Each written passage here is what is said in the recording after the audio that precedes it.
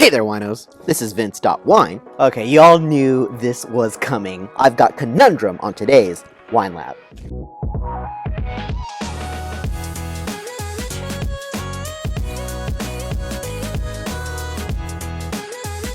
Hey, thanks for joining me. And before we get started today, if you want to be a winoceros, hit subscribe on this channel to become a wino today. I put out new videos every single Saturday, so be sure to hit that bell icon to stay notified for more great wine content. Okay, it's been a long time coming. I've been going through all of the Wagner family wines. I will leave links in the descriptions for my past videos. We looked at a couple 1858 wines by Charlie Wagner and Mersoleil, Mersoleil. I butchered that pronunciation in that video. I was calling it Mersoleil. It's Mersoleil Chardonnay Reserve. And I want to kind of wrap up with Conundrum. And I thought that this was another Chuck Wagner wine, but this is actually, wait, Charlie is the son? I'm getting my Wagners confused. This is the son Wagner, the same person who did Mersoleil. So he launched this in 2011, and before we pop it open, let's take a quick look at the website. Okay, so this is the conundrumwines.com, and I think this is a super cool looking website here. So more than 25 years ago, this was a bold experiment that is still going on. If I pop over to story here, this is Charlie Wagner Sr., and I know that I get confused between who all the Wagners are.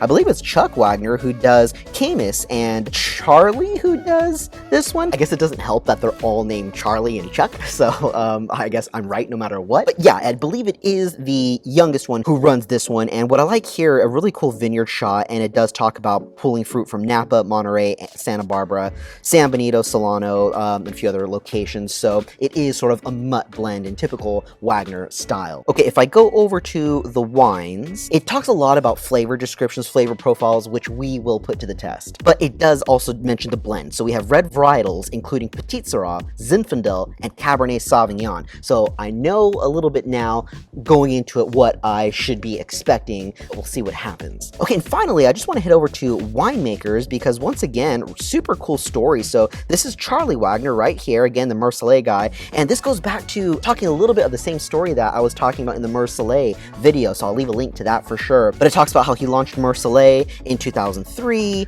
talks about how he got in trouble, and how it was his punishment to go to the vineyards. He didn't like spending time there, and then of course grew up to love winemaking. A little bit about his philosophy as far as, again, looking for that expression of varietal and complexity rather than vintage and vineyard. Some food pairing, and then repeating that cycle for him getting his kids into the same thing. So just a kind of a cool little website. I thought that was interesting, but let's get into the wine. Okay, so first and foremost, this bottle shape is super interesting. It's so slender. It looks like it's almost supposed to contain spirits rather than a wine. And it does look like it comes complete with this nice little twist cap. I believe that's definitely a twist cap on top there. So kind of a cool little capsule, and really nice little design on there as well. I'm not really sure what the WFW is. And this is sort of a special label here. It's celebrating Conundrum's 10th anniversary. So we've got the 2019 vintage California red wine blend, unique and original to the Wagner family of wine. 2019 Conundrum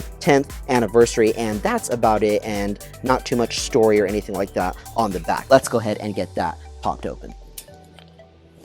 Oh, Wagner family of wines, that's what WFW is. Okay, in the glass here. Okay, we've got a fairly deep concentration here. It's pretty opaque. I lose my hand towards the base of the bowl. Also, it is a little dark out here right now. But yeah, I can really only see my fingers at the end. This is a nice violet and ruby color here, leaning more towards violet and purple tones in there with some ruby. And as I turn my glass here, see if I'm getting any staining there. Maybe just the slightest hint of staining around the glass. Yeah, I'm getting a little bit of purple residue around the glass there. And I'm getting maybe just a medium minus viscosity. It doesn't seem like it's too incredibly viscous there with those legs coming down. So let's take the nose. Oh, that's kind of nice. So this is about medium intensity. It's not booming out of the glass here, but once I get my nose up in there, I can get it. How interesting. There's a little bit of citrus in here that reminds me of limestone, but it's more like almost orangey in there. Little red delicious apple.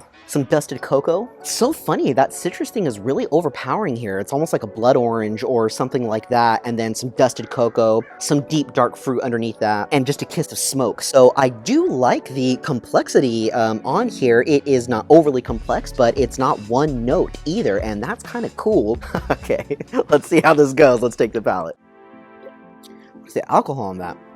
14.5 maybe? Yeah, I called it. It's about 14.6 on the alcohol. I called 14.5 there, but the heat, interestingly, comes off right away. Even 14.6 is not that high, you know, but I can definitely feel the heat right away. That's kind of interesting. This is good. I'm not gonna lie. I actually am really surprised just because of where I have been so far with this series of wines. I really actually like this. There is a bit of a coffee thing that's joining the rest of that flavor profile on the palate, but it's chewy. It's got a really good heavy body, and I really appreciate that. Yeah, the acidity is about medium. Yeah, the tannin is maybe medium, flirting with a medium plus there. There's a proper dryness to this wine, which I like. It's not like a sugar bomb or an oak bomb. And yeah, there's like this dry dusted cocoa really on that palate, on the finish there, with some smoke. There's definitely a lot of smoke on that finish as well. Winos, I like this. This was a $20 wine. I think this is one of the better red blends that we can get for that $20 price range. There is a little plumminess. I'm getting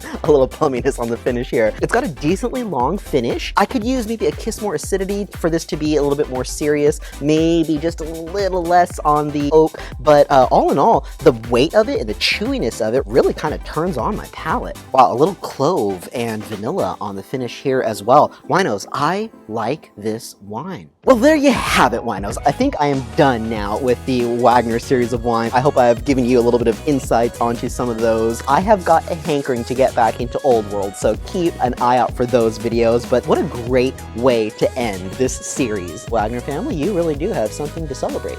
If you enjoyed what you saw here today, please leave me a like. That helps so much. Don't forget to share this video with your wine friends. And until next time, winos, drink safe and drink well. Cheers.